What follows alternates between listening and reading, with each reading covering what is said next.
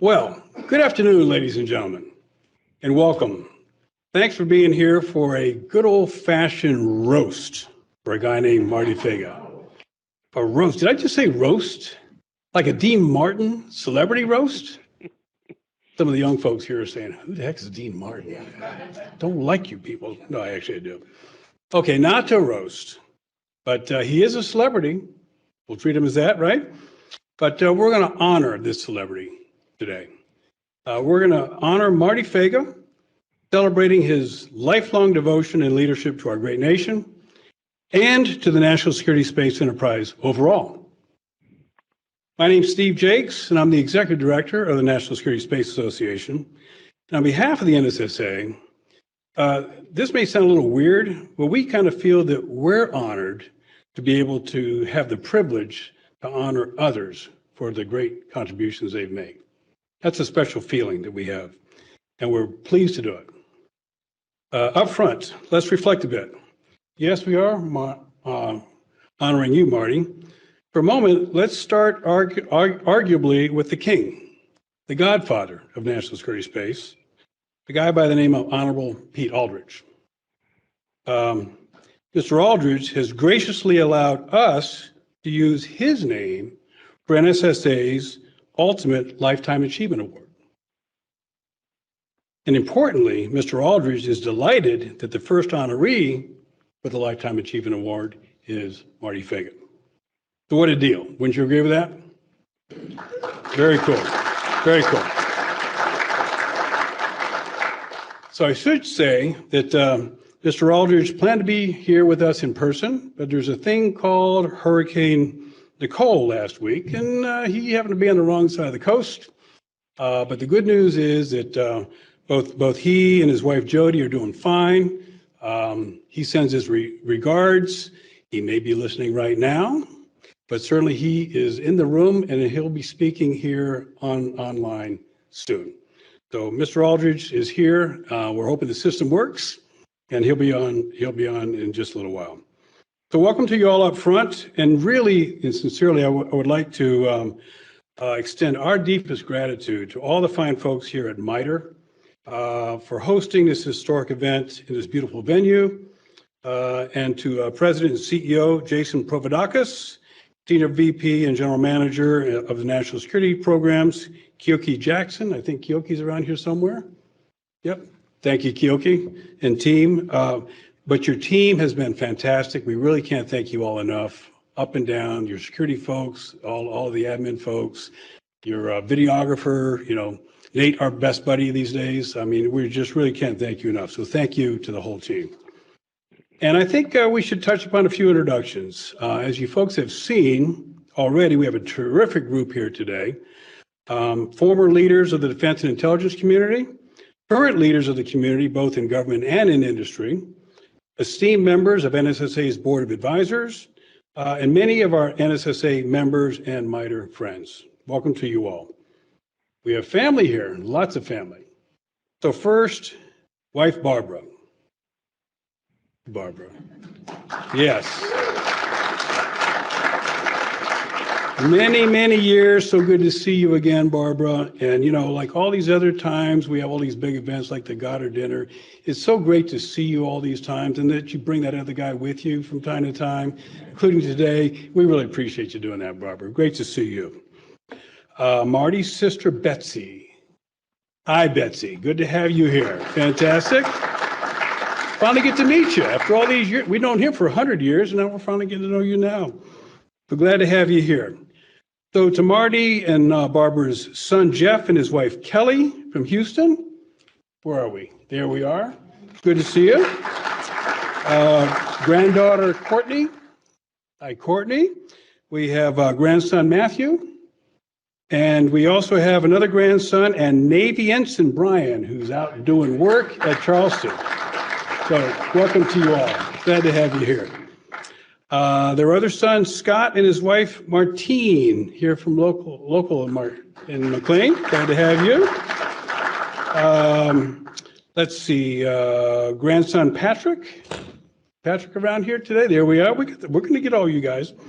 Granddaughter Rachel coming up from Chapel Hill. That's cool. And the young one of the group, I believe, granddaughter, let's see, Stella? Yeah, nice to have you here. Did I get that all right? Good.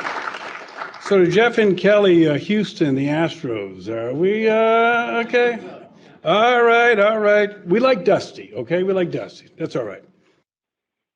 So the Faga family extends. There are other folks in the what we call the extended Faga family, one of whom would be Barbara Mormon. Barbara? Where's Barbara? I know you're around. There she is. Yep. And Barbara, no doubt, Tom is looking down with a big smile on his face at all of us here today. No question about that. Don and June Hard, there we are, looking good. Don, one of our board of advisors and also a crazy exercise nut, chose to take on a car with his bicycle about 2 months ago. The car kind of won, but that's okay. Look at this guy. He's tough. He's recovered. Glad to have you. Ken and Dixie Rapuano, neighbors. Good to see you, Ken. And Ken, as you may know, is also a former Assistant Secretary of Defense for Homeland Defense and Global Security under the USD policy in the last administration, so welcome. And I happen to notice Ridgewood High School, Ridgewood, not Ridgemont.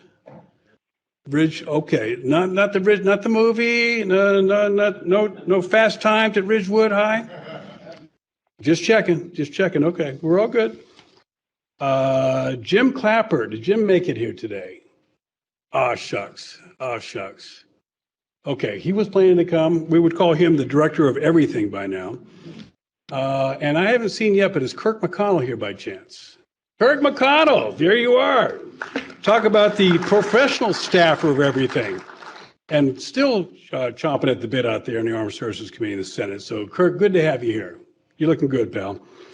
And last but not least, from our current leadership, the first Assistant Secretary of the Air Force for Space Acquisition and Integration, the Honorable Frank Calvelli, bringing civilian space leadership back to the Pentagon. Thank you, Frank. Thank you, Frank. These guys will tell you it's an easy job. Piece of cake, you can handle it, right? So let's move on to the program. Led by our Master of Ceremonies, the one and the only, Jeff Harris. We'll go through the phases of Marty's ever-continuing career to include present, as Marty refuses to stop, he keeps going and going. There'll be a combination of tributes in person, virtual, and written, followed by the Aldrich Lifetime Achievement Award presentation, wrapped up with a fireside chat that will include Marty, Jeff, and Keith Hall, who is here with us, moderated by our good friend and chairman, Joe Dodd. So over to Mr. Harris. Marty's successor in government. Jeff, like Marty, continues to hold the flag and charge ahead, never seems to want to stop. A career intelligence professional, later to become Lockheed Martin's president of space programs, president of Missile and Space at Lockheed Martin, and a corporate officer. His list of accomplishments are just longer than he wants us to say. He's kicking me out of here. I will say one last thing. He's one of our members of our esteemed board of advisors. Over to you, my friend. Thank you, Jeff.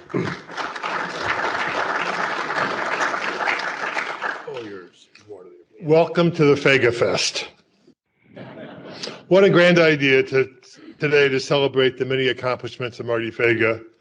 Said differently, we are here today to honor the Honorable Martin C. Faga, having been confirmed by the U.S. Senate on September 22nd, 1989. But the story starts earlier. A Renaissance man, a patriot, a thought leader, a visionary, a trailblazer, but in the beginning, just a boy from Bethlehem. A family man, a friend of many, an electrical engineer, and a mentor to me.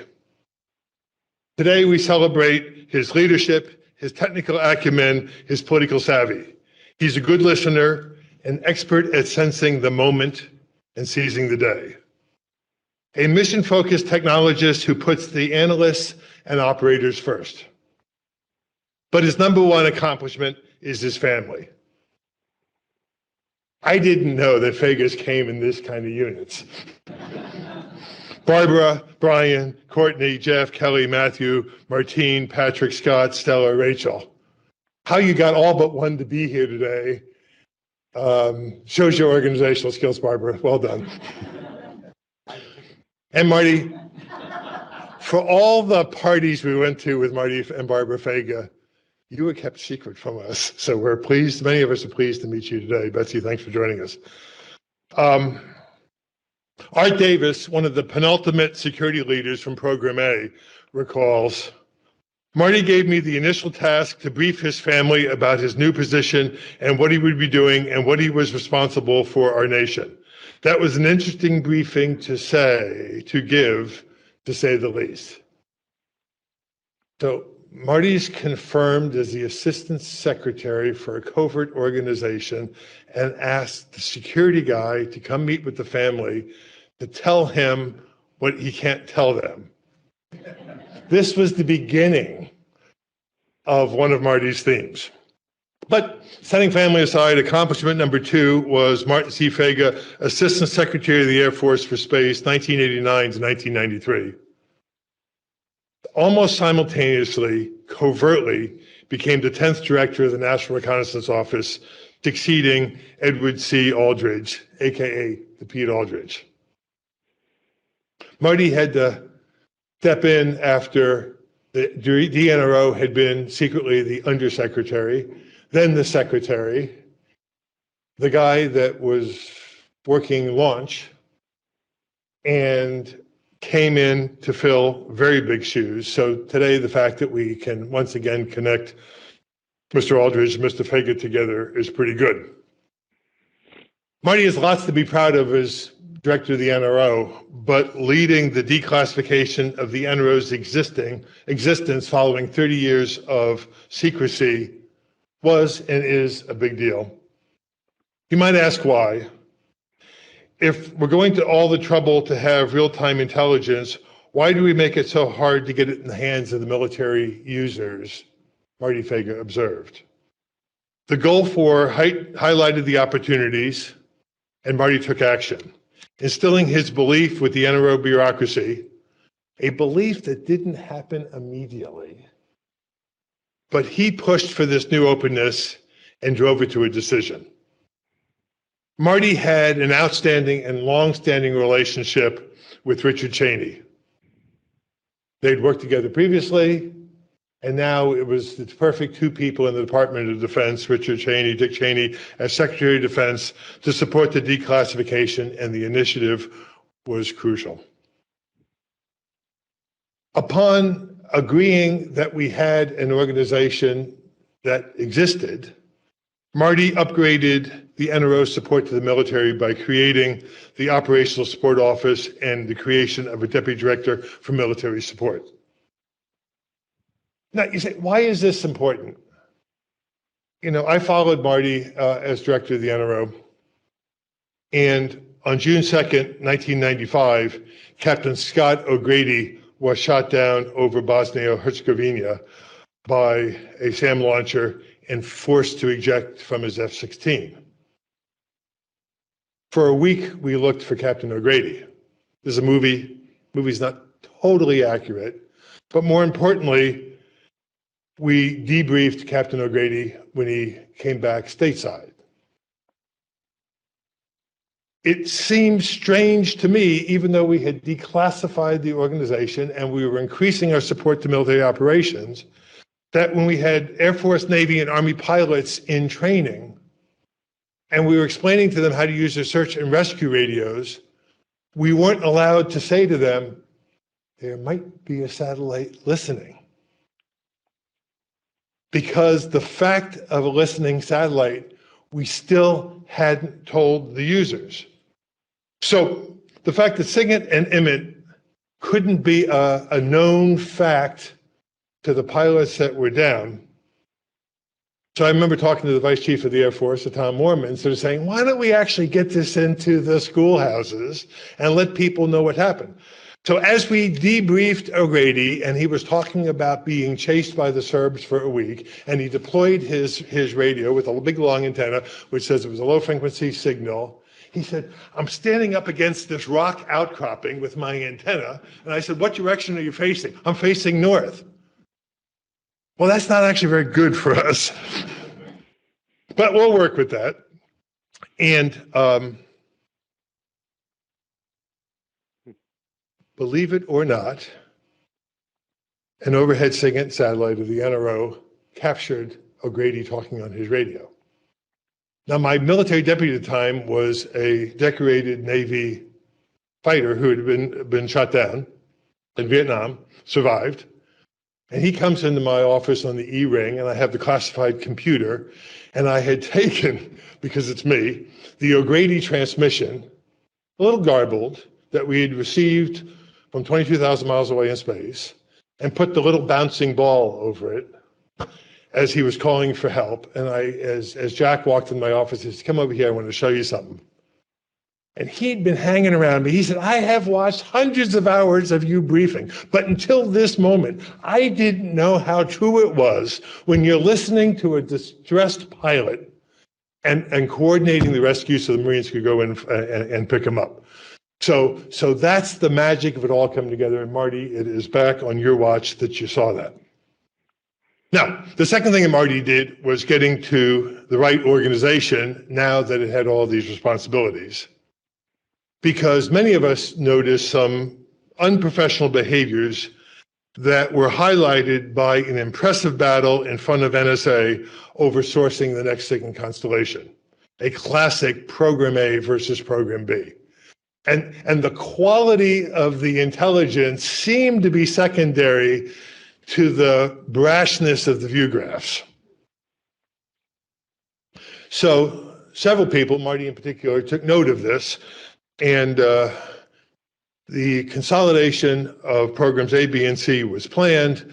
I call Marty an important mentor. He asked me to be one of the leaders in the study to plan the detailed reorganization.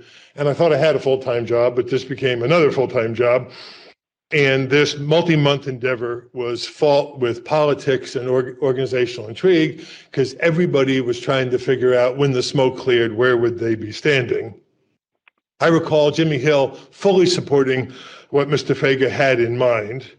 And every time I would see Jimmy Hill, he'd say, you know, if you don't get this reorganization right, the NRO will cease to exist. We just have to get the whole organization working with this new support structure, and we've got to stand up the new organization. So Jimmy, who would describe himself probably as a Pentagon bureaucrat, had figured out the importance of this. During this time, I had regular meetings with R. Evans Heinemann, who was the director of Program B. He and I had regular meetings with the leadership of CIA and NSA and considerable dialogue with General Ralph Jacobson, the director of Program A. And my favorite meeting was we were out at Camp Swampy, and we had NSA and CIA there. And CIA was offering NSA an olive branch, and NSA formally put their teeth into the arm that was holding the olive branch. Because of the distrust between the organizations, because we were talking about who had the earliest access to the intercepts, the CIA or NSA, and there were things. But Dick Kerr helped us at that meeting. We worked through the issues. Evan, you came to recognize the brilliance of what the new organization had to do, and became fully supportive of that. All right, that's the setup. For today's storytelling, we have assembled a couple videos for people that could not be here and one that is here, and some letters that I've incorporated. So, looking over Marty's career, started out in U.S. Air Force, 63 to 68, doing reconnaissance equipment and laser technologies to reconnaissance. A very short career at PerkinElmer. A slightly longer career at MITRE, where he was testing the waters, before he decided CIA was his cup of tea, and from 72 to 77, he was at the CIA. Until the chairman of HPSI called up and says, do you have any 30-something engineers that can speak to politicians without sounding like an engineer? And Jimmy Hill says, Faga. So off to HPSI for 12 years, 77 to 89, managing program and budget. Now, this is important because a little bit later, we're going to be talking with Keith Hall, who is sitting over in the Senate Select Committee on Program and Budget. And occasionally, the authorizers, at least once a year, had to talk to each other. And the conversations between Keith and Marty were awfully important. Marty left HPSI and came to the NRO as the Assistant Secretary of the Air Force for Space and the Director of the NRO. Serving until he became a vice president at MITRE and then chief executive officer at MITRE. So to talk about the early years, can we start, Dwayne, with you, that we can talk about some of the things that were important for Marty's political upbringing? You didn't tell me that before. Now that gets too classified. Now I have 3 minutes to talk about 12 years, so I'm not going to be as detailed as Jeff. But Barbara, Marty, family, just distinguished guests, it's an honor to be here to pay a tribute to my friend and colleague of many years. I was asked to focus on significant achievements, but not to talk about Marty being a great guy. Well, Marty is a great guy. I think there's not many people that wouldn't admit that, but he's also had some extraordinary accomplishments. And I don't have time to go into all of them, but let me just give you some highlights. I met Marty 45 years ago this month when I showed up as a professional staff of the newly formed House Permanent Select Committee on Intelligence. Well, we had a decade, in my case, and a decade and a half in Marty's case, of intelligence experience behind us. We were early in our careers, and I'm not sure either of us knew what we were going to face here and what would we be doing the next 12 years. We were fortunate to have joined a committee made up of some very senior congressmen and one that operated in a bipartisan fashion. Those were certainly the good old days. 3 staff were hired for the Program and Budget Subcommittee and responsible for review of their programs in the budget submissions, for assisting the committee members in deciding whether they wanted to support or not those budgets, and marking up and passing an annual authorization bill. That was the basics of the job. Marty's responsibilities included the NRO program, and that's fortunate because he was a master of communicating complex technology to congressmen that didn't know much about technology, and intelligence requirements and need to congressmen that had never worked with intelligence or been part of an intelligence community. A few of you here, a lot more than I expected, were part of that intelligence community in the late 70s and early 80s. And I can't be specific, certainly not as specific as Jeff, but for those that weren't, that was a time when revolutionary new capabilities were being deployed, and we were on the drawing boards, new capabilities that were requiring funding. Capabilities that will become indispensable for decades. At the same time, especially in the early Reagan years, budgets were constrained and being reduced. Needless to say, this environment presented a number of challenges for all intelligence programs, but especially for those that were trying to add money. Despite these challenges, with few exceptions, Marty was able to present a compelling argument to the committee to support or enhance, in some cases, the budget submissions for the NRO and his other programs. In the right security environment, I could list a number of close calls where Marty was able to convince the committee to support a program that had not been presented well in the written budget or at the hearing. We had some tricks to do that, but Marty was one of the best that I'd ever seen. In one particular case, a proposed major program during this period, or this early period, was being targeted by the White House to be delayed or terminated. Marty was able to convince the committee and the chairman, Chairman Bolin, to personally raise this issue with the president, President Reagan. The chairman did, and the program was funded. That was quite an accomplishment. I don't recall another quite of that magnitude, but for 12 years, every year, the cycle repeated itself, and Marty was able to work with the NRO and our committee members to successfully authorize the funding requests, and when necessary, work with our colleagues in the Senate and with the appropriations committees to get those programs funded. A lot of those battles never made it out of the Capitol, but they were occurring fairly frequently. Marty was so successful, as Jeff mentioned, that when Dick Cheney was confirmed as Secretary of Defense, he asked Marty to come join him. These 12 years represent just one period in a lifetime of achievement that was outlined by Jeff. But the impact of Marty in that one 12-year period was enormous. This is a well-deserved award and recognition, Marty, and I want to give you my greatest congratulations. Thank you. Thank you, Dwayne. The former SSCI staffer and 12th director of the NRO, Keith Hall. Are you making a few remarks? No. Okay.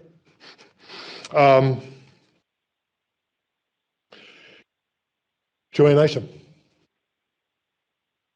We're now transitioning to Joanne, who has a storied career at the National Reconnaissance at CIA as congressional liaison and program manager and deputy director of science and technology, CIA. Thank you, Jeff. Wow, it is indeed a pleasure to be here today. And what a special day. I'm so happy to see you, Barbara, and the whole Faga family. It's just so nice. We've heard about all of you for many, many years, and to see you in person, it's absolutely terrific. For me, this is a very, very special day. To have an opportunity to recognize and to pay tribute to someone who is such an extraordinary leader is incredibly special. Marty, I'm so happy for you, and I'm so happy that you've served this nation the way you have. It's been remarkable.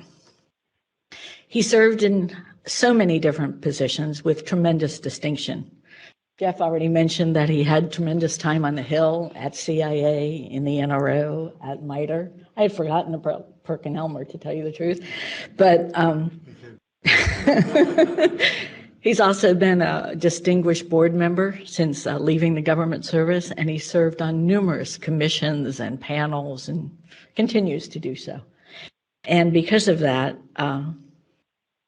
it's been a journey filled with tremendous accomplishments, with Marty always working tirelessly to advance our national security objectives, especially those associated with space. I think space is one of his true loves. I first met Marty when he was on the HPSI staff, responsible for the NRO account. Actually, I met Marty and Keith on the same day. It was a Thursday in April 1984. That day was a day that the PEMs, Program Element Monitors, all had a chance to brief the congressional staff. And typically what we did was we go into this meeting room in 4C and had a stack of view graphs about this high. Well, Marty was very patient, but Keith would go through every single one of them to the very end. And often we were there for many, many hours into the evening. Well, I thought I did a pretty good job that day, but that was not the case. My program was cut almost in its entirety. And needless to say, I was totally distressed. I actually thought about resigning, going back to work with Evan at the CIA, but then Jimmy Hill called me into his office and he said, "Don't worry about it." And I said, "What do you mean, don't worry about it?" And he said, "No, this was the right thing to do." Marty and Keith did the right thing.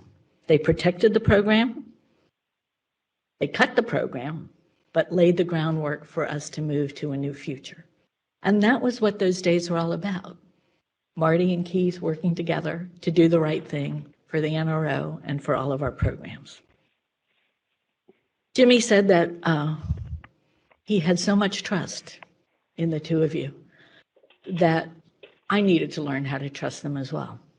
And because of that, I think I was able to change the way I thought about working with Congress and with the Hill, and learned that it could be done, and it could be done in a very effective and positive manner. And there was opportunity to agree to disagree. There was opportunity to agree. And there was an opportunity to put perspectives on the table that maybe were not fully understood or appreciated, but they were fair, they were objective, and they were listened to. And that's what made all the difference in those years. I think in many ways, Marty in his days on the Hill had tremendous challenges. He had a very interesting committee leadership, and Dwayne can relate to this as well. There were members from across a variety of political beliefs and from all over the country, but some of the members who were there at the time included Representative Boland, Hamilton, Stokes, McCurdy, Harmon, Pelosi, and my personal favorite, Norm Dix. Norm was always a challenge, but always came around to the way of Marty's thinking. And for that, we were always at the NRO very, very supportive. The fact that Marty took the time to gather everyone's views, to spend time listening to people, to meet with them, to understand their perspective, and then to move forward with the courage to do the right thing was always, always astounding. He was one of the greatest advocates of the NRO, and because of his passion and because of his leadership, I believe the NRO is as successful today as it could be. It wasn't easy to get there, but the fact that we've had such tremendous leadership made it happen. When Marty became the DNRO, the challenges even grew, exacerbated by the first Gulf War.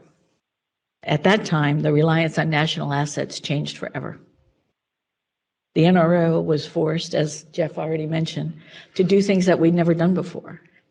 And the fact that that was recognized in circles all around town was extraordinary. He led the organization to reconcile with itself, and also got the community's recognition at all levels, to say nothing of the White House. He made one courageous decision after another, and continues to do that today. He recognized the organization had to change to meet the needs of the future. So he led the declassification of the NRO, led the reorganization of the NRO, and also fostered a collaboration and an environment that things were taken seriously and no decision was made before it needed to be made. While some of his decisions weren't popular at the time, they were part of a vision for the future and for the vision of the NRO that stands today. Always just a phone call or a lunch away, I, like many of you here, continued to rely on his friendship, his experience, his mentorship, and his wise counsel. His remarkable career is far from over, and I know he will continue to work for us and our nation going forward. Thank you.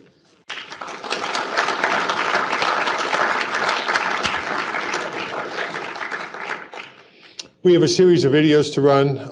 We'll begin with Marianne Danger from CIA Office of Development and Engineering.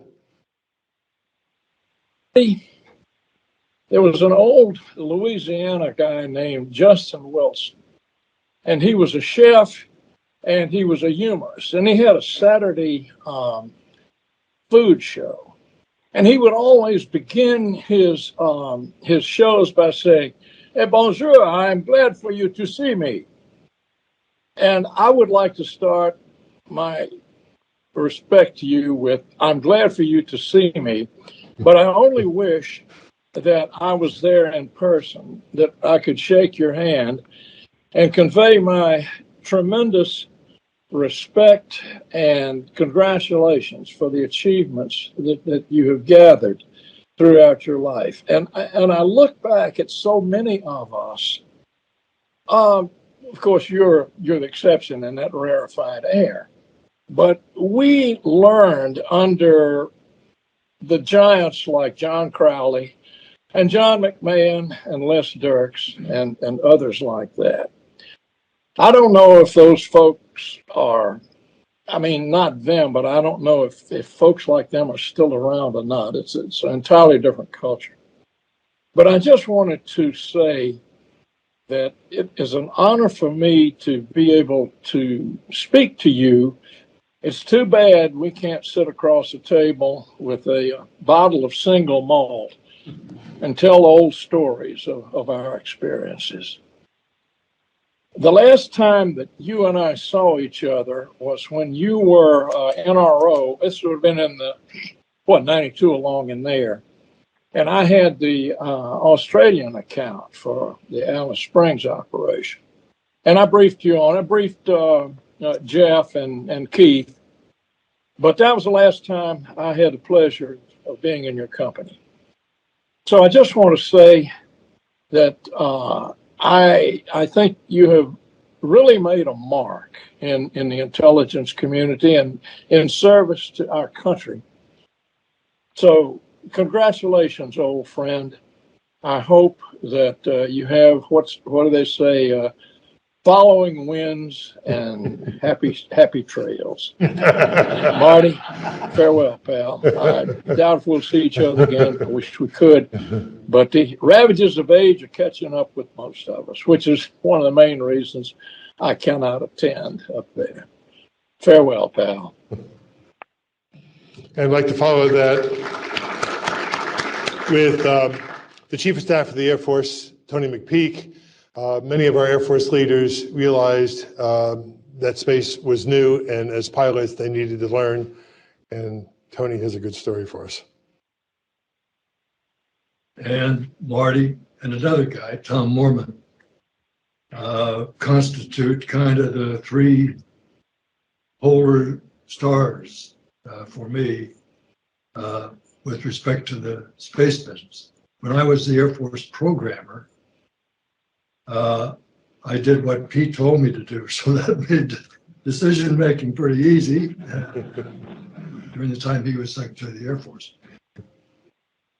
And towards the end of my time as chief, I brought Tom Mormon in to be the first space man that was ever vice chief of the Air Force.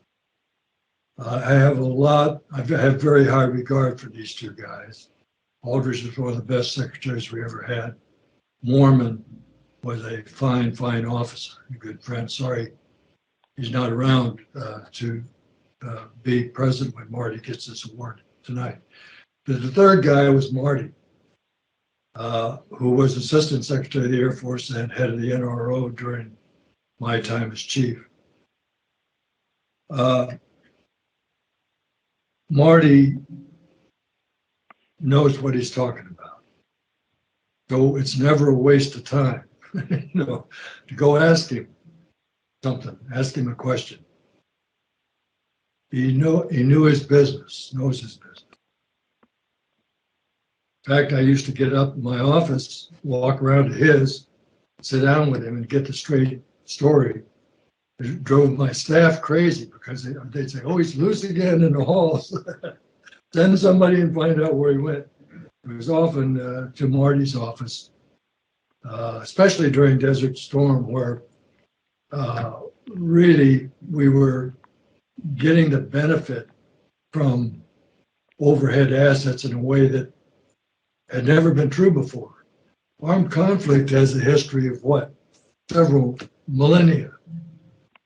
And there's always been fundamental questions which we never had good answers for. Here's a good question. Where am I? Here's another one. What time is it? And for the first time in the history of armed warfare, we were able to answer these questions with precision. That was always before impossible. Now that's just the beginning of the importance to Space Force, but it was important enough for me. But, frankly, a lot of people didn't understand what was going on and how it was being supported by space assets. And I needed to understand it with some level of detail. So I spent a little time with Marty. I got a big return for every second ever spent with him. Now I know he went on to head MITRE and do some other stuff, but that period when I got to know Marty Faga well was important to me and a blessing to the country. One of the things about him is he's not, this rice bowl-itis where I got to protect. You can't see into what I'm doing here. Knowledge is power, so I want to keep it and not you get any. Marty was the exact opposite. I mean, he really promoted what was going on in space by letting people know, letting them in, letting them see. And that attitude has been responsible more than anything else for us continuing to move towards becoming a spacefaring nation. So, Marty, congratulations. You deserve this award. Your service has been very important to us, and I thank you for it.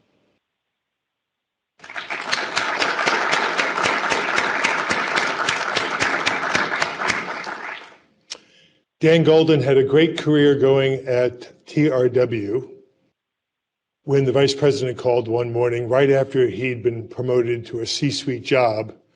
And while Dan's wife said, "Don't take the job," he said yes and became the administrator of NASA and worked closely with Marty. So Dan Golden. No? Marty, No? congratulations. There we go.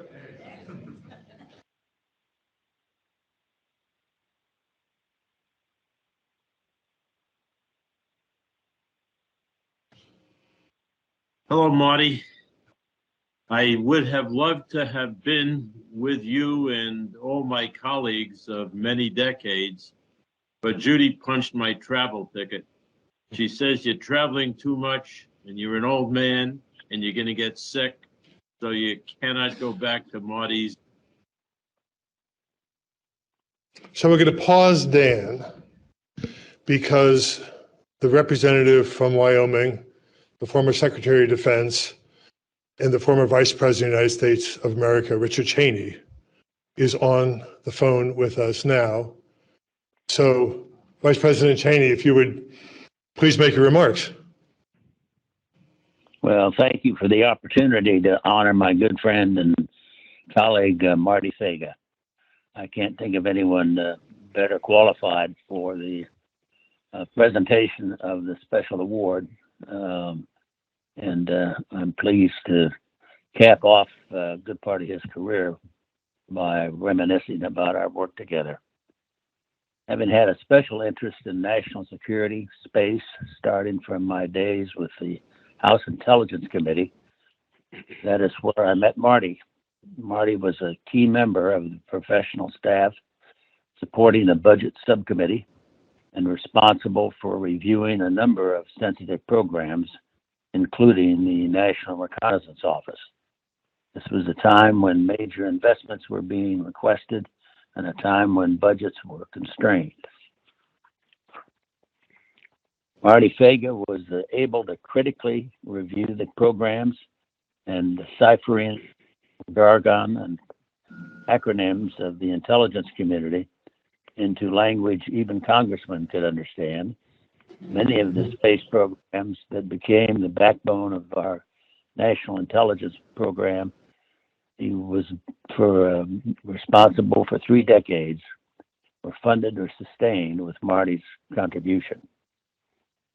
When I was confirmed as Secretary of Defense, Marty was one of my first nominations to continue his work as Assistant Secretary of the Air Force for Space and Director of the NRO, the National Reconnaissance Office. When I was Vice President, Marty was contributing once again as a member of the President's Foreign Intelligence Advisory Board. As you can see, I was a witness to a notable part of Marty's lifetime, his contributions to to the intelligence and space communities. Marty, thanks for all you've done for our nation. And congratulations and best wishes to you and Barbara.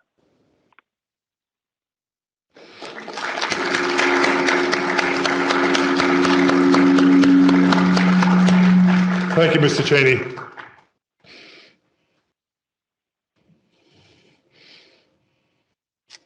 We'll resume with Golden. Hello, Marty. I would He's have back. loved to have been with you and all my colleagues of many decades, but Judy punched my travel ticket. She says you're traveling too much and you're an old man and you're going to get sick, so you cannot go back to Marty's event, although I really wish you could have. It's been a long trip. You and I have collaborated for 4 decades. Where did the time go?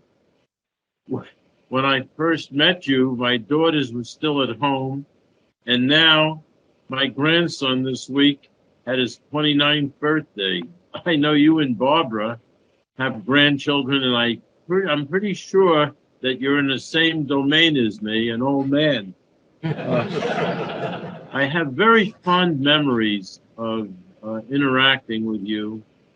You've always been open to new ideas, to working with people, bringing in new thoughts.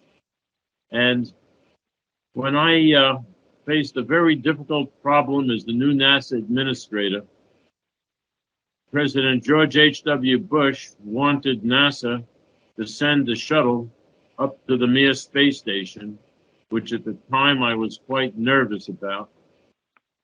So I organized a fact-finding trip to Russia, and the first person I invited to join me on that trip was you.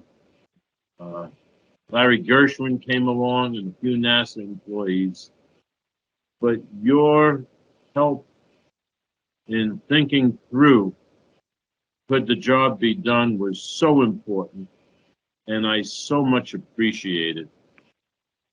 We even went into the Yuzhnaya factory at Dnepropetrovsk. That's where the Russians were building the SS-18 missile. I still, to this day, remember Larry Gershwin interacting with some of the KGB agents around, and they said, "You me comrades." What a strange world we were living in at that time. You and Barbara, you worked very hard, and Barbara was always there to support you. And life was not about always work. I remember the dinners with the Halls and the Carters and the Goldens and the Fagas. We got together on many social events. And every Christmas season, you and Barbara opened your home for all the Cold Warriors that were working together to protect our great nation. Next to my marriage to Judy, the most significant thing in my life was being nominated as the 9th NASA administrator by President George H.W. Bush. If the rumors are true, thank you, Marty, for putting my name forward. It changed my life. You are the first awardee of the Pete Aldridge Achievement Award, Life Achievement Award. I can't think of anyone more deserving to be identified by the National Security Space Association for this terrific honor. You are a great patriot. You served your nation with distinction, and a wonderful family man and a great American. Congratulations, Marty.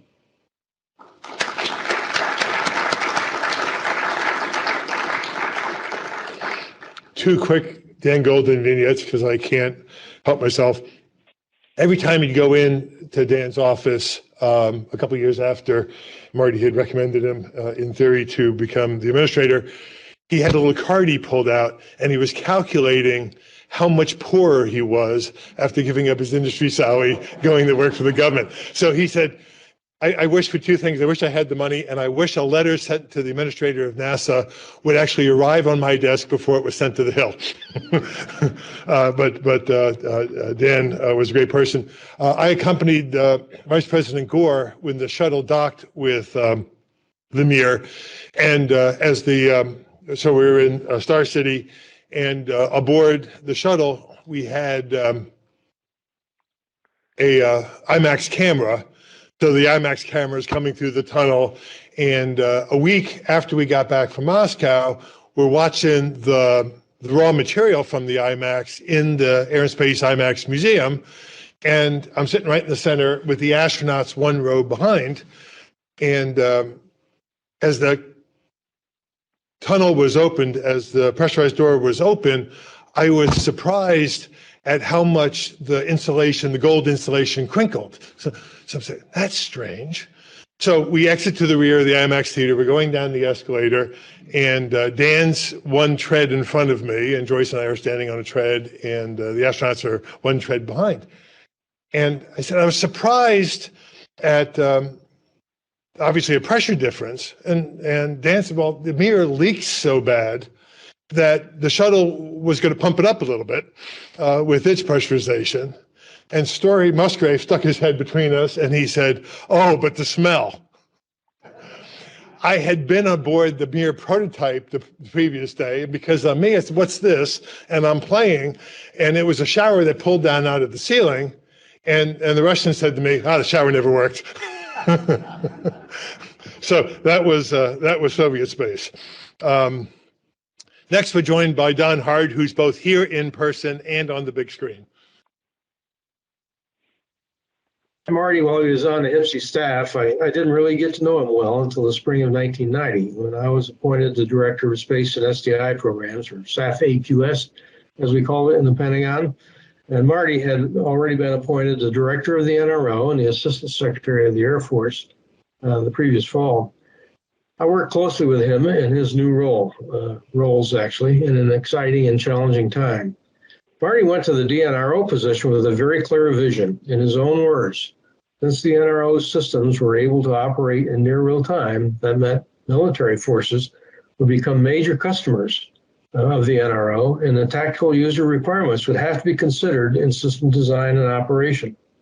To do this, the NRO would need to be reorganized and declassified, as it would not be realistic to support the dramatically enlarged customer base from a covert organization. This was a profound observation that would result in a very significant impact, as we all know. I expect Marty had a similarly concise vision for Air Force space programs. We were so busy putting out fires at the time, I'm afraid we didn't spend much time pursuing a broad and cohesive vision within the Air Force bureaucracy. Consider some of the challenges of the day. A major change in requirements for the Milstar program left us with some very unpalatable choices. We launched the first satellite with ballast in one wing.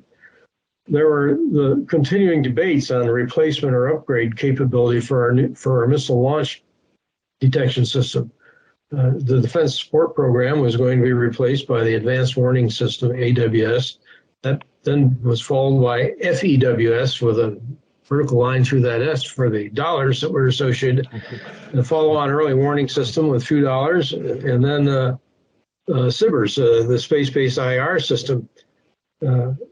Meanwhile, SDIO efforts were directly intersecting with all these program decisions. The CELV program that Pete Aldridge started initially resulted in the development and use of Titan IVs. We were launching them while starting the requirements review for the EELVO program and studying somewhat controversial ALS and NLS concepts with NASA.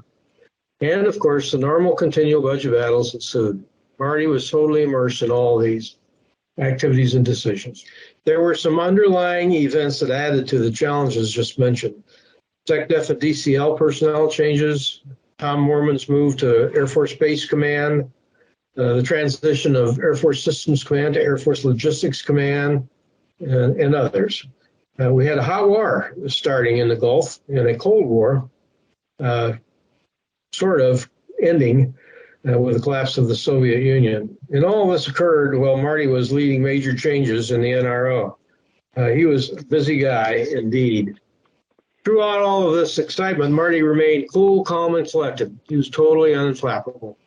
He was never upset with new crises or panics, and he was extremely effective across a very broad front, resolutely pushing on, steadfastly staying the course.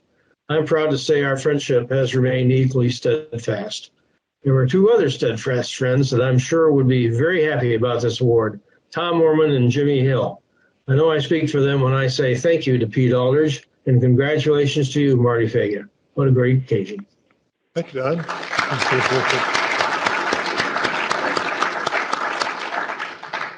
And our last video for the second time, Jeff Grant. Marty, congratulations on being the recipient of the Aldridge Lifetime Achievement Award from the National Security Space Association. It is well deserved, and I really applaud you for this recognition. I'm really sorry I can't attend. I'm out here in California, but with the marvels of modern technology, I'm able to send a message. Join the chorus of many others who will be there telling stories about you. I'm sure some true, some not so true. I want to recall a meeting that was pivotal in my career with you back in 1989. It was an XCOM down at 4C1000, where we had 3 agency heads gathered to review a program that was not only technologically extraordinarily challenging, but the security requirements were fundamentally crazy. As we discussed the status of the program and how we were trying to make our way forward, it became obvious to you that the security restrictions put in place by 3 government agencies were going to render our job impossible to accomplish either the development, completion, or perhaps even the mission. So I watched as you in real time, as the director of the NRO, rewrote the security guidelines for the program with the cooperation of other government agency heads, and made my life and many other lives actually able to work successfully on this program. Your ability to grasp the problem that we were challenged with and find a solution in real time in a cooperative, collegial manner really struck a note with me and led me to really appreciate the fine job that you did as the director of the NRO. And I wanted to thank you for the time that you spend in service, and in particular on this particular program challenge. So again, Marty, congratulations. Have a great evening.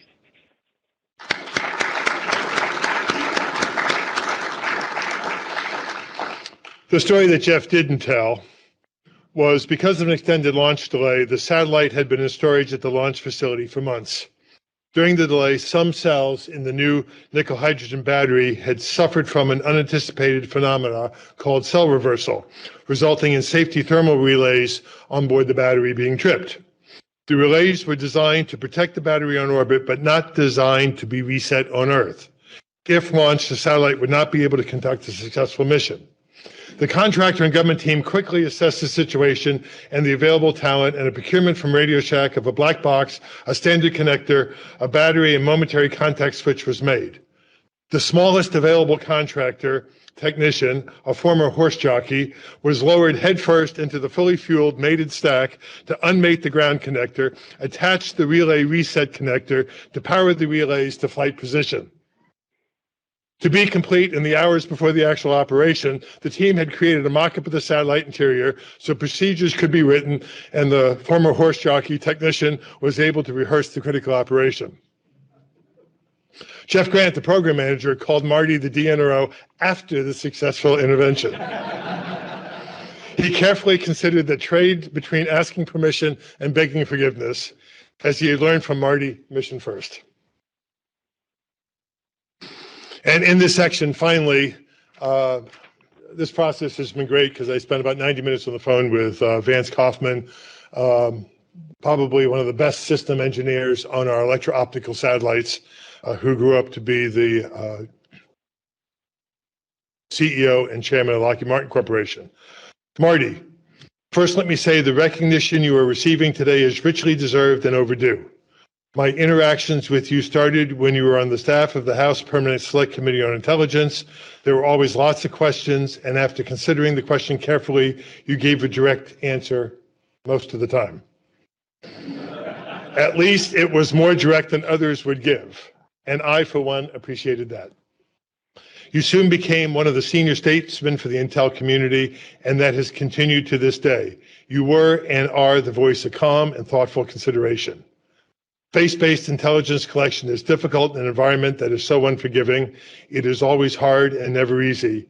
Developing assets to do that job was the most demanding and the most rewarding of my career. You encouraged the best in us developers, and we are appreciative of those efforts. Thank you for your efforts in support of the intelligence community and for your service to our country. Respectfully, Vance Coughlin.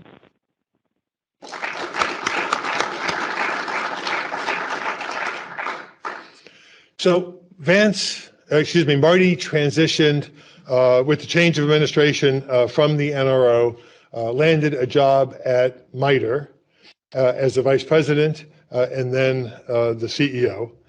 And Al Grasso, the CEO who followed Marty, is here to make a few comments about his time at MITRE.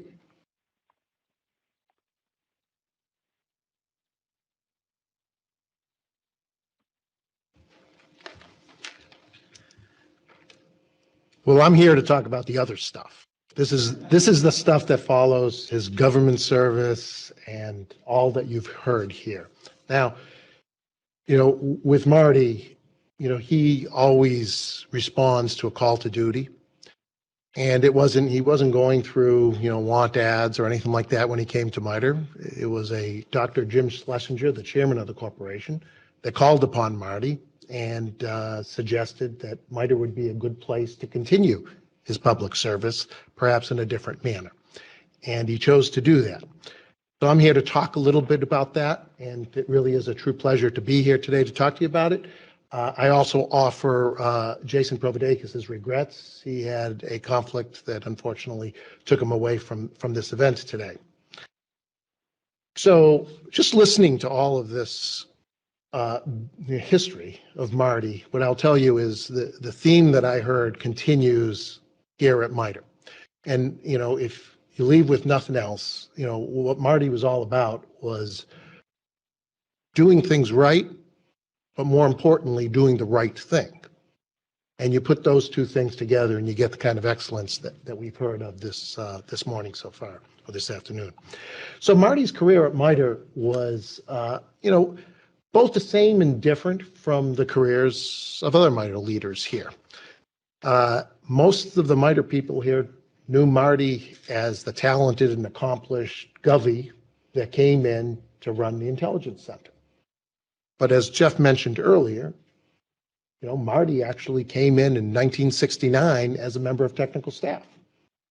So, like two of his predecessors, Barry Horowitz and Vic DeMarines, who were members of technical staff and became CEOs, and two of his successors, to include myself and Jason, who were members of technical staff and became CEO, we followed that same path.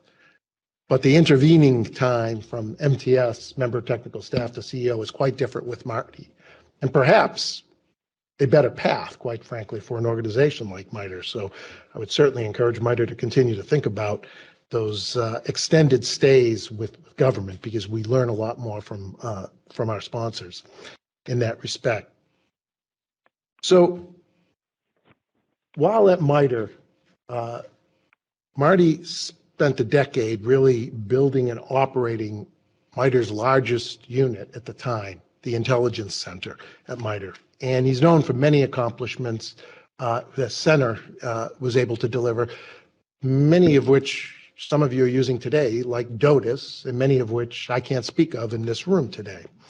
But he succeeded Vic DeMarines in the year 2000 as the CEO, and continued for another 6 years as a CEO and retired in 2006. What I will tell you is Marty was the right leader for MITRE at the right time. Shortly after becoming president, we all found ourselves in Newport, Rhode Island at an offsite. This is something that, Marty really demanded is for us as leaders to, focus on strategy, come together and talk about the future of the company. Well, the future of the company was going to change at that offsite because while we were in Newport, Rhode Island, 2 planes crashed into the World Trade Center and 1 into the Pentagon. And sad to say that a very young MITRE employee, Max Hammond, was on American Flight 587 that crashed in New York. And what I will tell you, I don't know of any president before Marty or any president after Marty that had to make a call to the parents of a young individual to let him know that he perished while actually serving on duty. Very difficult time, certainly for MITRE and for Marty just to make that call. But what I will tell you, as I said, it was the right time for Marty and for MITRE because, as you know, Marty, there's always a sense of calm in the way he operates. And that is exactly what this company needed, was a sense of calm. But at the same time, there was a sense of determination. And you put those two together and you unleash the innovative opportunities inside of this corporation and you see marvelous things. So that's exactly what Marty did. He unleashed that innovative spirit. And 2 things happened. There was immediate response to the urgency of the casualties in New York City in particular, and also at the Pentagon. You saw activities like searching for cell phone signals underground, looking for underground fires, utilizing resources and assets that we knew were available for other reasons, but actually helping redirect those assets to support the casualties in New York at that point in time. At the same time, needless to say, there was a response to this. And under Marty's leadership, what he did is he allowed the people in this company to come up with the big ideas in terms of what we could and should be doing in response. And what I will tell you is, there were a number of things that we did, but perhaps I think one of the largest accomplishments in that period of time was taking some work that MITRE had done for decades, quite frankly, working on moving target indicator, joint stars, and playing the tapes backwards. What do I mean by that? Joint stars likes to, look at moving targets, but now all of a sudden what we want to do is we want to rewind those targets and start to take a look at where did they come from? Where were they? And that created an ability to it really created a new source of intelligence, which we now call activity-based intelligence. And it started with moving target indicator. It included other sensors, electro-optic sensors, and over the course of, quite frankly, half of a decade, it just continued to advance. And what I would tell you is, as a result of that capability, I think we collectively, the community, this is not just MITRE, but the collaboration with the other labs, the services, and industry, were able to eliminate the use of IEDs as a strategic weapon against the United States forces. That was a big deal. And what I would tell you is the ability to unleash that innovation was something that Marty was able to do inside of this company, which was tremendous. What I will tell you as well, Marty created a strong and enduring culture here, one that certainly made it easy for me as I came in as CEO moving forward, focused on impact and developed a corporate strategy that was founded on a set of core values of service, excellence, partnership, and integrity. He recognized that the people really made the company. And I love this, when asked, where do the best people work? His response is wherever they want to. And that's what drove Marty to turn this into a company recognized as the best place to work by Fortune magazine for 10 years in a row. And that's why you get the best people to work here. One other example that I love to share, and that is Marty could be seen most every day that he was here or in Bedford at noon in the cafeteria, sitting with a group of people that, quite frankly, he probably just didn't know. He just sat down with them. Some of them probably didn't even know who he was. And, you know, it was kind of dangerous for people that were working under Marty because he learned things that sometimes you don't want him to learn. But he listened and he responded in many different ways. So much so that when Marty retired, we collectively put a table in the cafeteria with a little monument in it dedicated to Marty so that even after Marty left, people could sit with Marty at that table. It exists there today. So when Marty retired as CEO in 2006, he continued as a trustee. And I was fortunate to have actually 3 former CEOs as trustees on the board. How many of you would really like to have that? But what I would tell you is, you know, Marty was truly a mentor to me. And, you know, as you might imagine, to transition into that role is a very difficult one. And needless to say, you know, you find yourself in clumsy positions. And, you know, it was often the case when I did something clumsy, Marty would stand up and say, what Al really meant to say was, and he would go on and help quite a bit. So I would like to just right now extend my personal thanks, Marty, for your friendship, for your mentorship, for your leadership here at MITRE, and I want to congratulate you for this distinguished award. Thank you, Marty.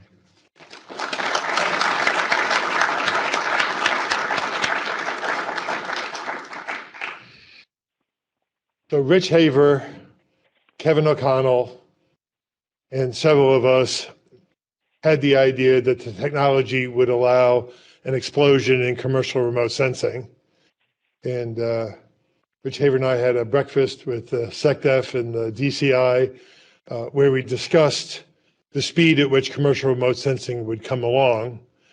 And one of the people that helped fuel the launch of the industry, Kevin wrote the book, or at least edited the book, and Matt O'Connell has joined us, who is the CEO of GOI, to talk about a little bit about commercial imagery, but a lot about a beloved board member. So Matt O'Connell, the CEO of GOI at the time.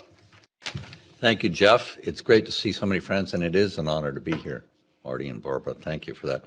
I am now an operating partner with DCVC. It's a venture capital firm in Palo Alto that invests in Planet Labs and Rocket Labs and Capella, and that's relevant to the end of the story. I asked Marty to join the board of GOI in 2008 or something like that. 6. And he was one of our best directors, but he was also one of the greatest teachers I've ever had. And I'm going to tell one story that I hope Patrick and Courtney's generation listen to, because Marty shared his wisdom gently but persistently, always with a great sense of humor. There was a CEO who had screwed us big time. I mean, tens of millions of dollars. And we sued this guy and won. And a few years later, Marty called me and said, so Matt, what do you hear from old so-and-so? I said, well, I haven't talked to him since the day I kicked his butt around the courthouse in Arlington. And he said, oh. Then followed the pregnant Faga pause. We all got to know the pregnant Faga pause. It meant you were supposed to think of something. He would wait until you got it. I finally said, Marty, why would I talk to a scoundrel who treated us so dishonorably? And he said, well, Matt, I was thinking that the space industry is not very large. He's pretty big and you're pretty little. So why do you choose to have him be your enemy? I said, okay, I'll call. 2 weeks later, Marty called me and said, so how'd it go with old so-and-so?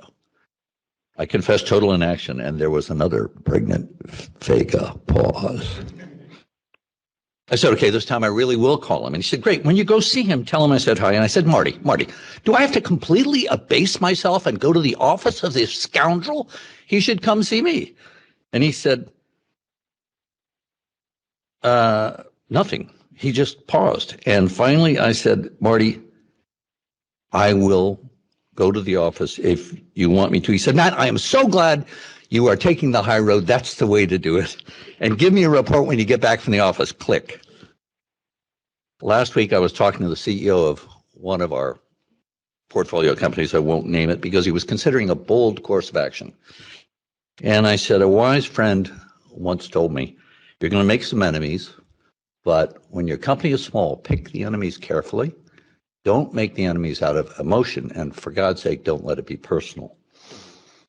So, Marty, I will never be the teacher that you were, but your wisdom is getting passed on to a new generation of space entrepreneurs. And I want to thank you not just on behalf of the people at GOI, all of whom benefited from your sage advice, but on behalf of the new generation of space entrepreneurs who are benefiting from your sage advice and creating new space technology that will benefit all Americans.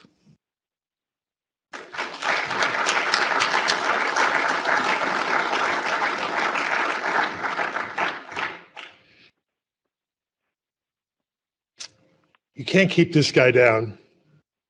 President's Foreign Intelligence Advisory Board, Public Interest Declassification Board, Commission on Protecting and Reducing Government Secrecy.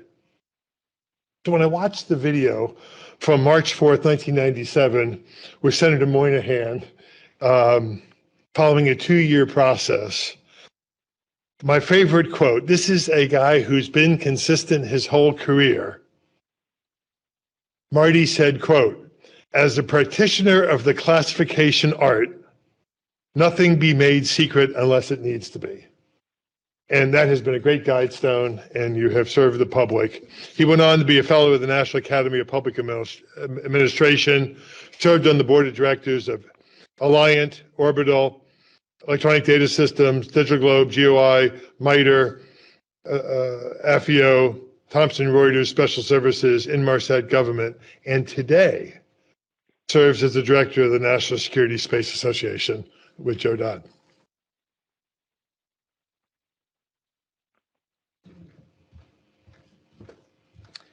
Thank you, Jeff. Hello, everybody. It takes a special person to imagine something, to have the vision, and to bring it into existence.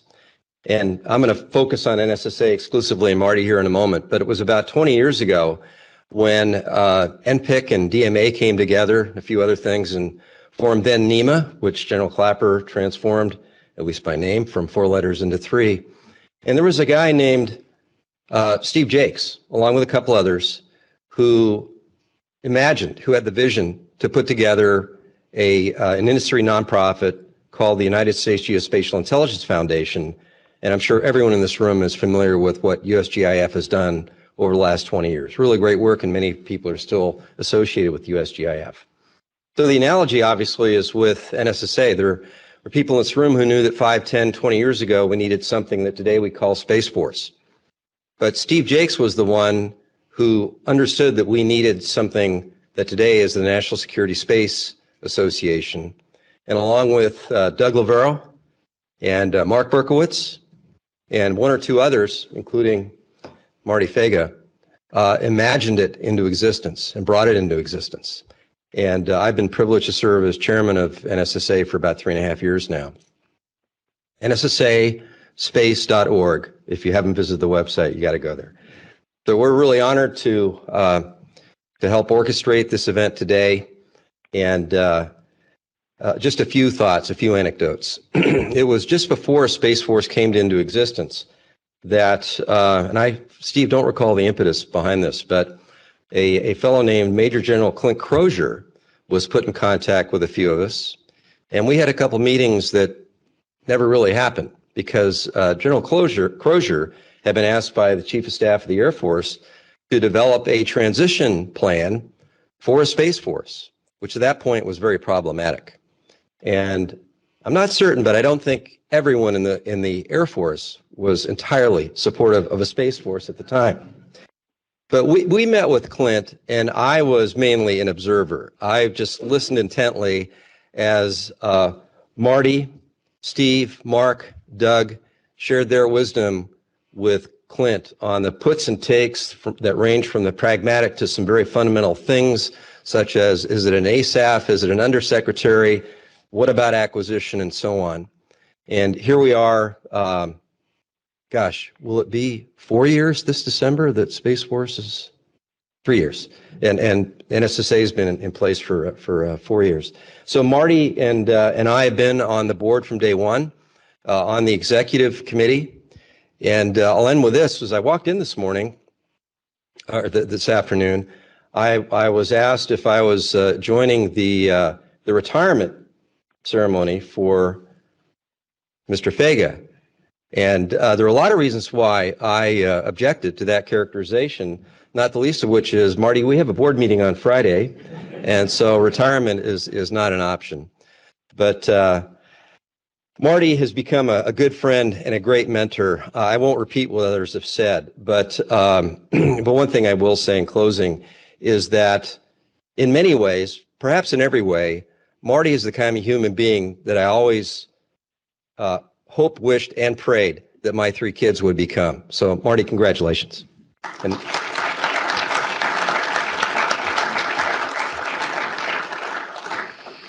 so we're going to segue into the awards stage of this.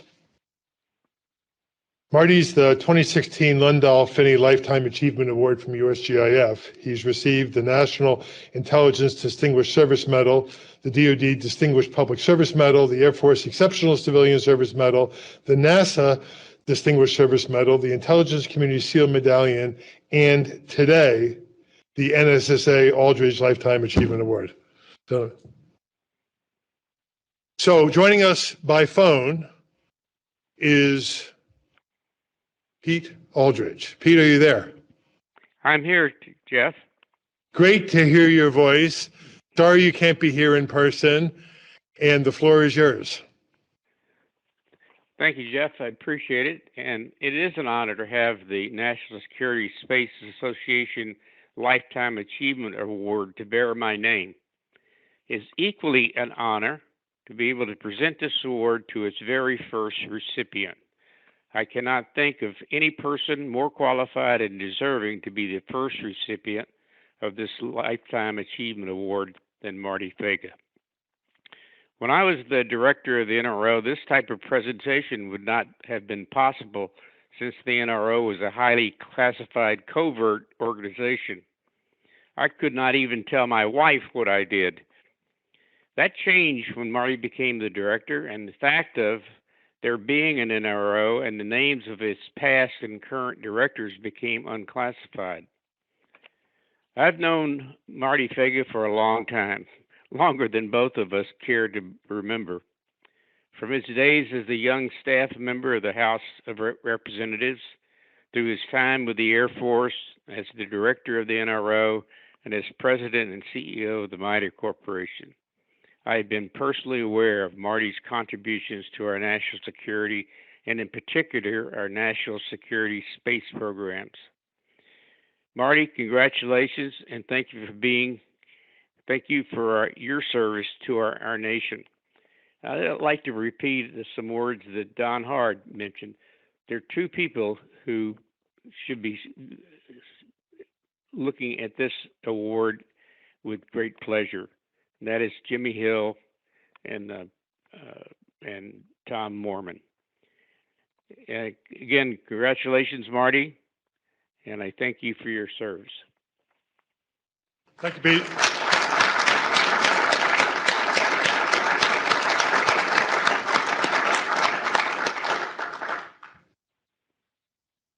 Yes. We've not rehearsed this, folks, if it isn't that obvious to you. Let's see. Stretch it a little bit there, Marty, would you like? Okay.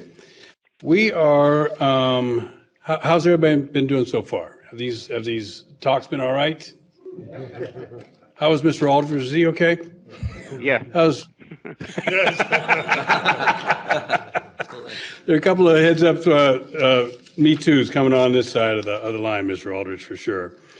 So thank you, Mr. Aldridge, and please feel free to add any comments throughout this awards presentation that you would like. Why don't you sit for just a moment? I had one couple of things I did want to say, unless you want to stand. You want to stand? Having gotten up. Yeah, no, you're not. I'll make a couple of quick comments and then we will do the reveal. How about that? The reveal that everybody's just waiting for, right? As we're embarking on this awards phase, it just seems that we're historically facing the confluence of two extraordinary leaders, back to back. Mr. Aldridge, who is arguably and single-handedly the person who took on the human tidal wave, the full body of the United States power politic, to effectively save the nation from itself on space launch. Pulling the national security programs off the space shuttle and entirely reconstituting the full capabilities of heavy and medium lift launch via the creation of what became the Titan IV, the Delta II, and the Atlas II programs. Thus providing that assured access to space. Assured access to space, that term was coined by Mr. Aldridge. And that assured access to space was because of his leadership. And for the younger folks here, he committed to that objective some 2+ years before the Space Shuttle Challenger accident. So imagine that human tidal wave of very pro, flag-waving, shuttle-supporting, for good reasons, program, but recognizing that we as a nation cannot afford to have people in the loop to fly critical national security programs. Imagine that political power that he had to hold. He did that.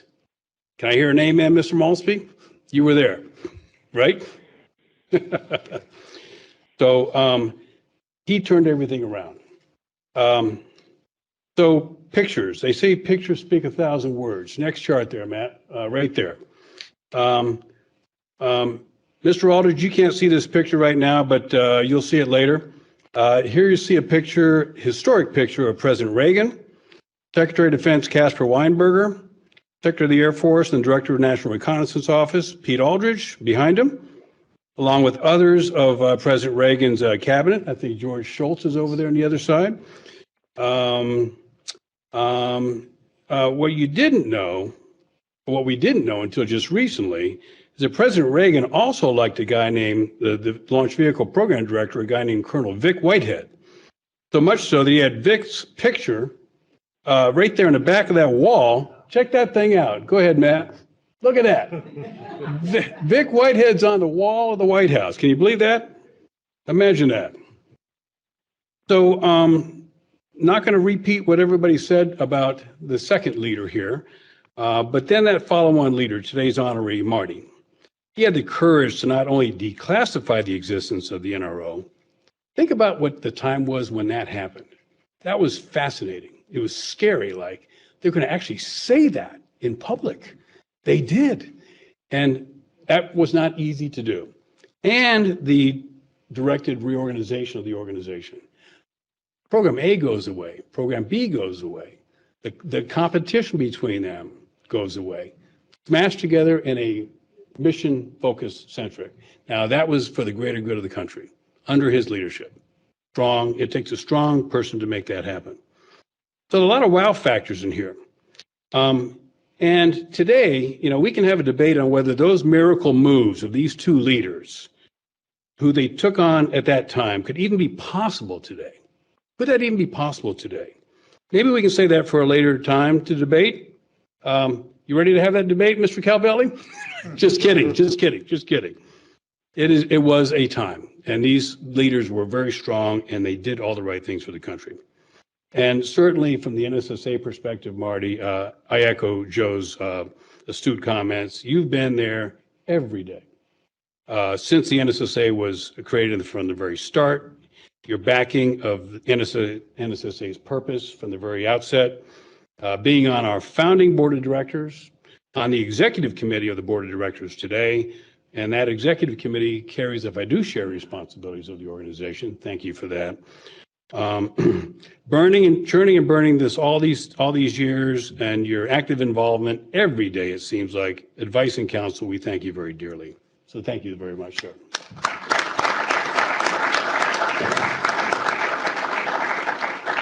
Okay, and in short, we are truly honored to permanently use Mr. Aldridge's name for our Lifetime Achievement Award. This is our Goddard Trophy. It will live in infamy. Infamy, is that the right word? I keep hearing that's not a good word. In a positive way, right? Perpetuity. Perpetuity, that's the word. Thank you. And so we do thank you sincerely, Mr. Aldridge, for trusting us to hold this honor in the high esteem you stand for. And you can be assured we will do that from this point forward. So Joe, with the drum roll, if you will assist in the reveal, be ready, folks. We'll talk in a minute. Here we go.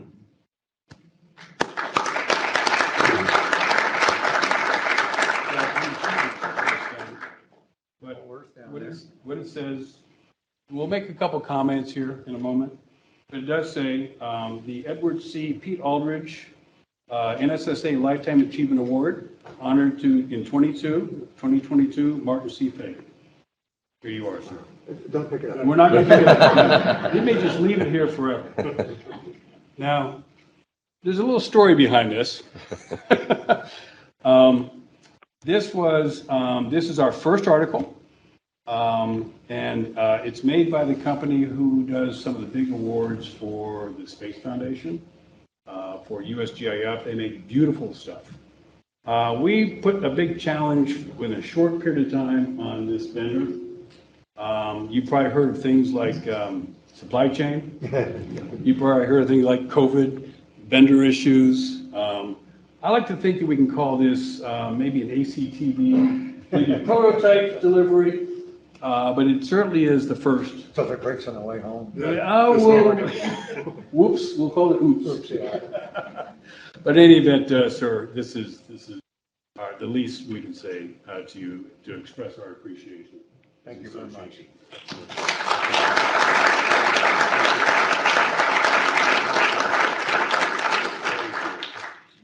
I think, sir, it is over to you. We will clear out of the way for you to speak as you wish, sir. And you have my book there, right? Just kidding. Sure. You'll be going there for a minute.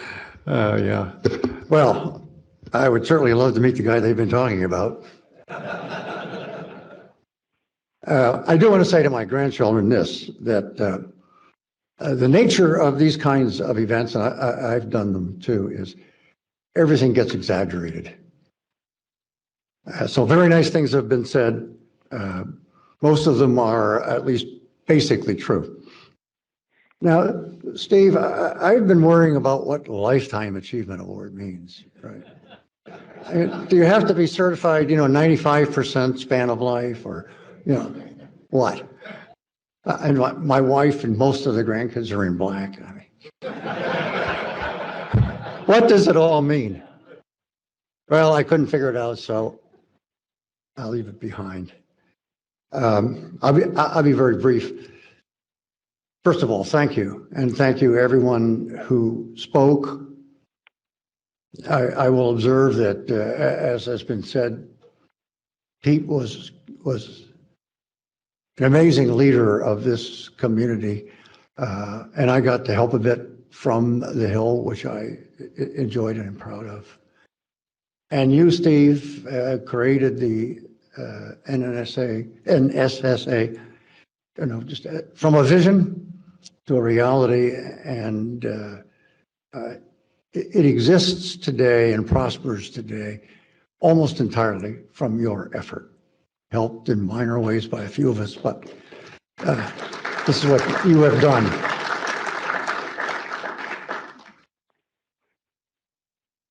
I can't look at Don Hard and not remember the real Don Hard, which was not all those executive jobs in the Pentagon.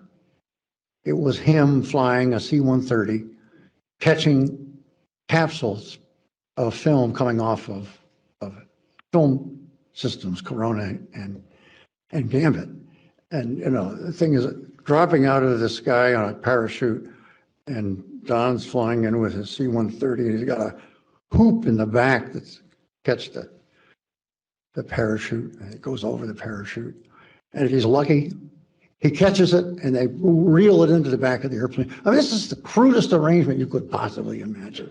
And he's making this work. There's a book about it called Star Catchers, which you can get from the NRO. It is absolutely wonderful. And it's the kind of memory I have from the community of the great things and the great people that I got to work with. When I was at the NRO, I made the observation to folks, there are only people in this place that matter are program managers. The rest of us are overhead, including me. When we have jobs to do, but it's all about supporting those program managers. Tom Conroy, who was going to be here, was one of those. There were some great Air Force colonels, Bob Paulson, Gary Geyer, Jim Mannon. These are guys who spent 20 years developing as program managers, colonels and super graders in CIA. And the companies that worked with us admitted that they loved them. They said, these guys are really tough. They are really difficult, but they're fair. They give us a hearing. They are willing to make changes when we make a case, and they care that we make money because they know only if we're making money are we going to be able to stay in the business and continue. And those were the guys I got to work with. Today I would say guys and ladies, but then it was guys. It was the same situation at MITRE. I still remember being at an award dinner for people who had made technical achievement. And all of these technical achievements were being described as these awards were being given. And Barbara sort of leans over to me and she said, you know, all of these people are smarter than you are.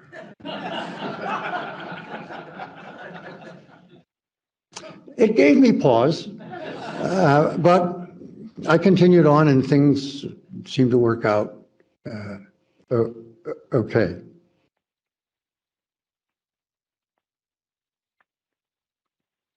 I just want to wrap up, I think, by thanking all of you who are here, virtually everyone of whom with whom I had a history and one that I love, and how much it means to me to hear from you, hear from former colleagues about things we did.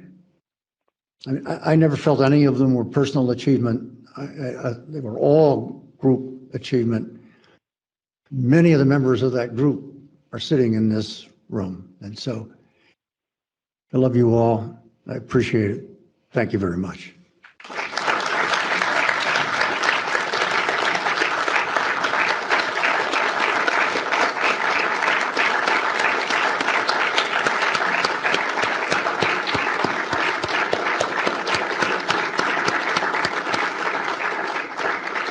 Marty, if you'd have a seat, we're going to be very mindful of time. We're going to take just a couple minutes for a couple questions. Keith, if you join us on stage. In closing, Marty, your emotions and your chutzpah has never gotten the best of you. But if you go to your Wiki page and click on the link, National Reconnaissance Officer Martin C. Faga Official Biography, it comes back 404, page not found. To put this in perspective, one day Marty walked into his old office at the Pentagon, that was now my office, and he gave me a paperback book. Fiction, quite a Washington tall tale. He opened it to a paragraph about a third of the way into the book, talking about the main character walking into the director of the NRO's office, Martin Faga. Marty said, don't let this go to your head. After being the director of the NRO, you're reduced to fiction.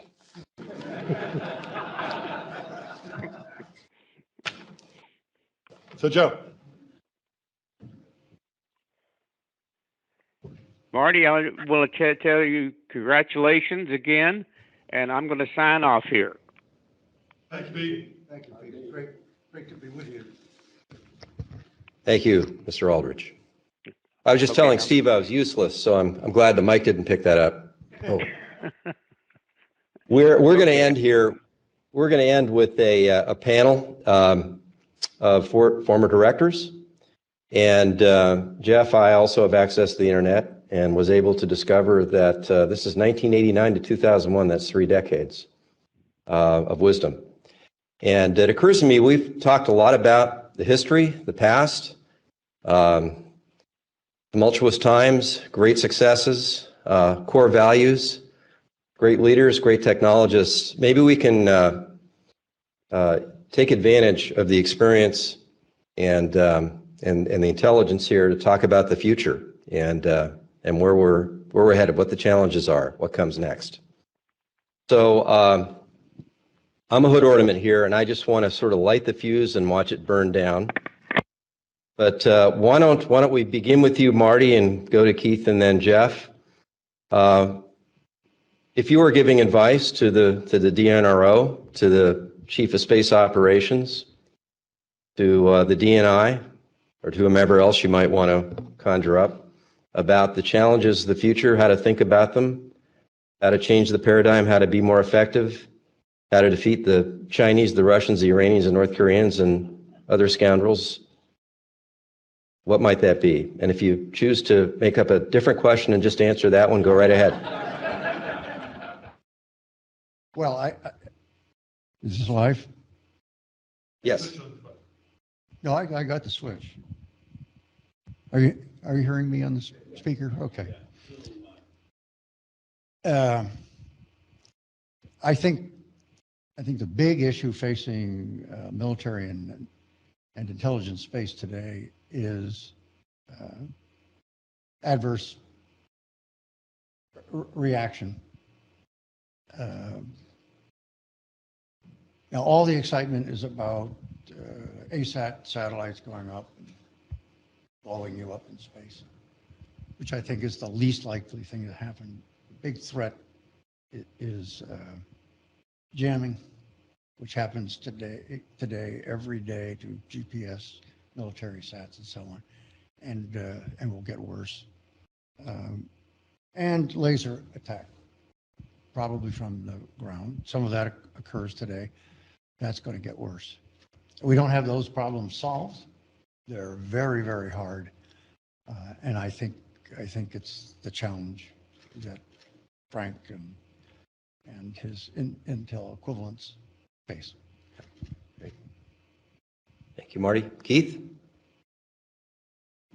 Well, I guess what I would observe is that while the Space Force was created as a response to the criticism of the space community for not paying attention to the threats that the space community faces, we have somehow managed to create more space organizations in national security than we had before.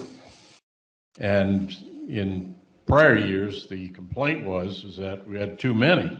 There's too many people that were in a position to say no to other parts of the space community.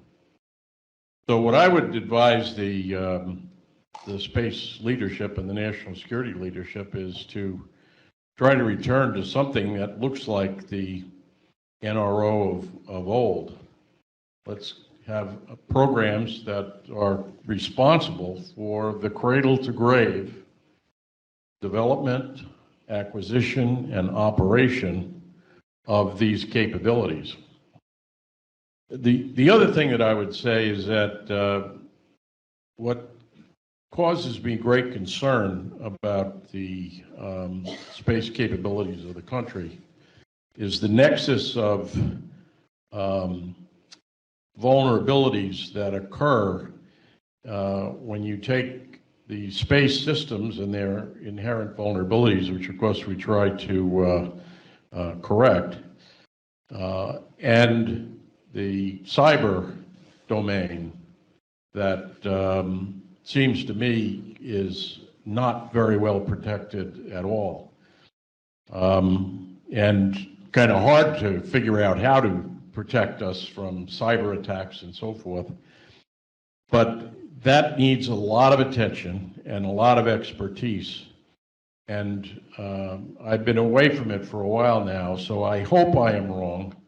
But there seems to be that when I was familiar with it, there seemed to be very few pockets of real expertise on how to secure space systems from a cyber point of view.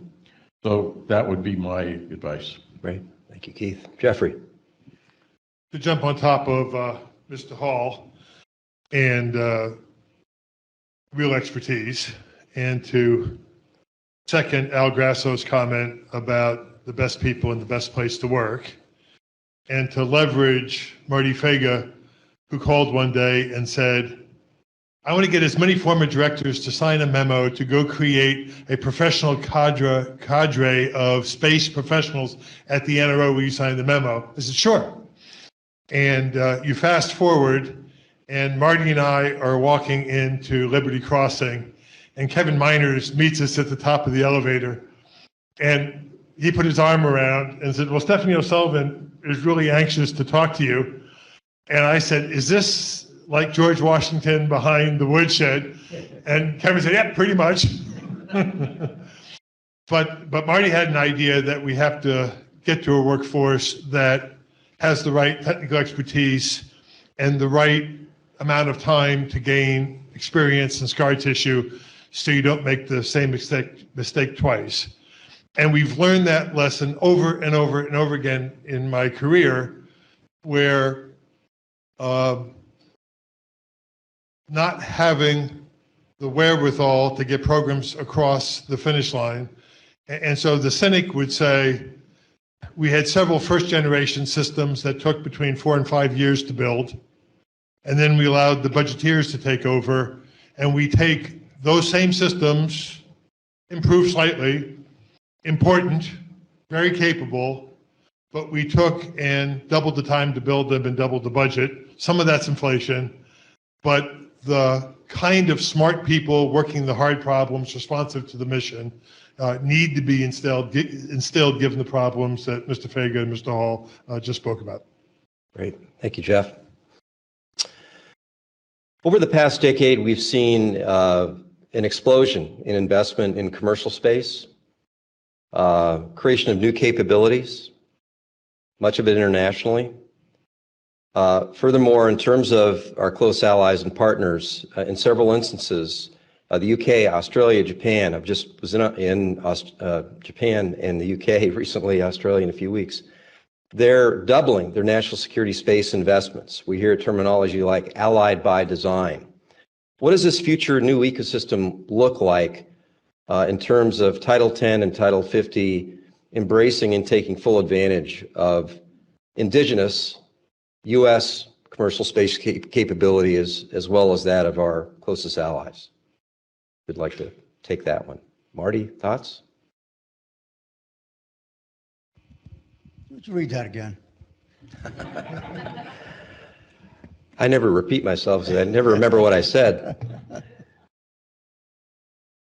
So it's interesting that, the first commercial space occurred back when I was director. Of course, it was a modest effort, to say the least, and it was an effort that ultimately got connected with Matt O'Connell's GeoEye. Can't hear? That's better. Is that better? Just closer. There you go. Yep. It's like the singers do it, right? Put the microphone right in your face.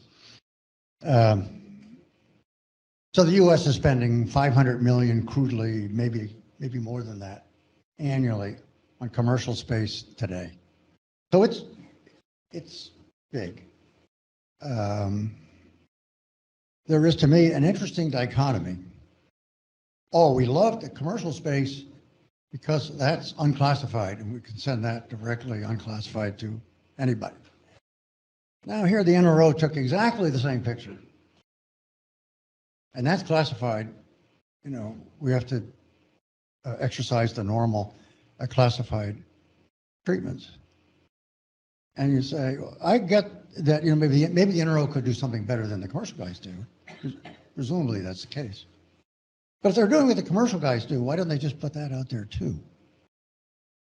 Now, I asked that question of the current director and deputy director, and they got real excited because they've been working exactly that problem with no success. So it's going to be some time before we get that resolved.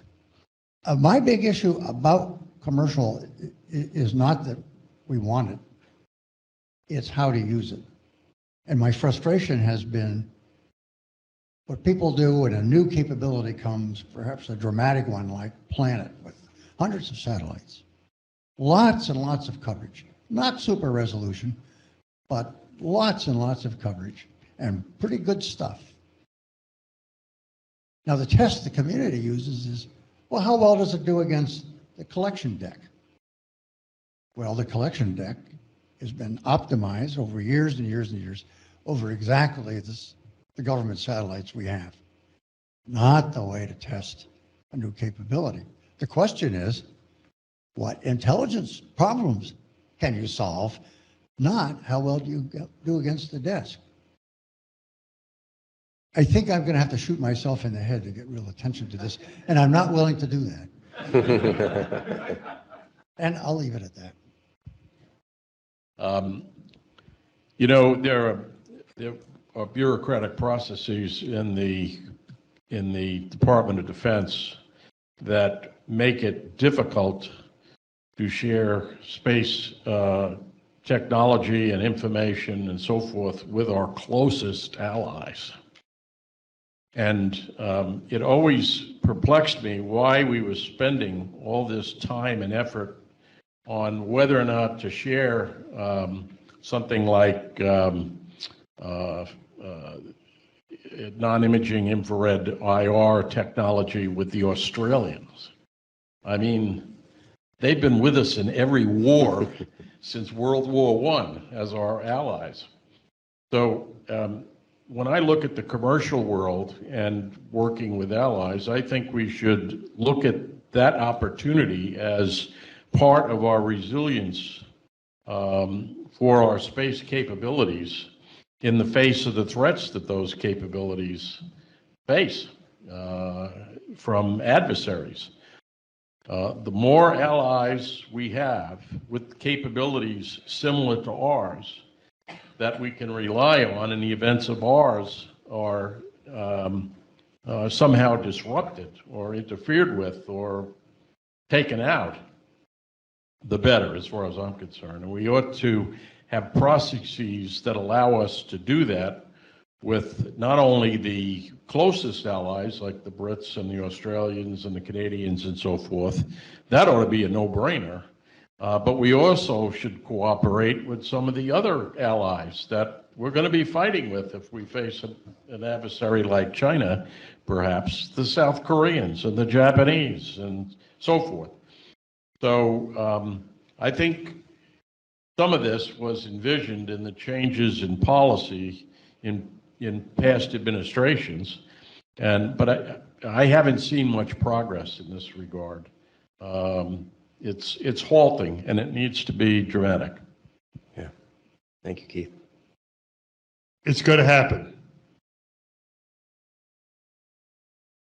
We have worldwide utilities of imagery, AIS returns, package delivery, communication, location services, and public, private, governments all share in this. 80% of the Air Force lift is done by commercial companies, probably 85% of their communications by volume is done through contract for services. Each of these utilities will plug in. We take GPS for granted. As my two colleagues have said, You got to understand the business model, and you got to understand what problem you're trying to solve. But the marshmallow is not going back in the bag, that the technology's enabling this. Kevin O'Connell thought he coined the word transparency, but the leveraging the word transparency was to keep everybody on the same sheet of music in order to know. So I watched firsthand as we used all of these sources of information to tell enemies what was going to happen to them the day after they fired the first bullet, which caused them to go down. Secretary Gates took a package I helped to prepare to separately talk to the Indians and the Pakistan and set that down. My favorite briefing was imagery to the Pope. And it was classified secret sensitive. And I finished putting the briefing together and sent it off with the courier. Just one more question. Doesn't he have another source for all this? And that's sort of the point. The information world we live in is going to take the best source at the best time in order to make a context to this. And to Keith's point, there's a bump in the road where the bureaucracy says, dear God, give me just one more program of record. And there's room for all of the programs as they fit together in a different fabric. And the frustration is what we understood, Rich, in a breakfast with the secretary 30 years ago is equally true today. Great, thank you. I'll exercise the moderator's prerogative and opine very briefly. I just hope that we can extract fulsome and comprehensive lessons learned from Ukraine and apply that to the next crisis du jour, whether it's, God forbid, Taiwan Straits or otherwise, where I know we do endless tabletops and more gaming, but perhaps not with all of the tools in the toolkit that have been brought in Ukraine, whether it's Starlink, Hawkeye, Maxar, Viasat, the list goes on and on and on. Much of that was a pickup game, and we've done it well, but we do it better if we plan. I want to thank the former directors. I want to thank the MITRE Corporation again for hosting us today and making the facility available. We've kept you for 2 straight hours, which is unfair, but there is a reward at the end. Mostly, of course, I want to thank the Faga family for being here. It's great to have everyone. I can't imagine what it would be like to be seated and listen to someone that you love be so honored and see so many friends and colleagues express just genuine, affection and admiration. Marty, you're the best. This is well deserved.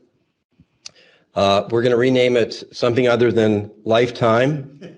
Maybe it's the Midlife Achievement Award.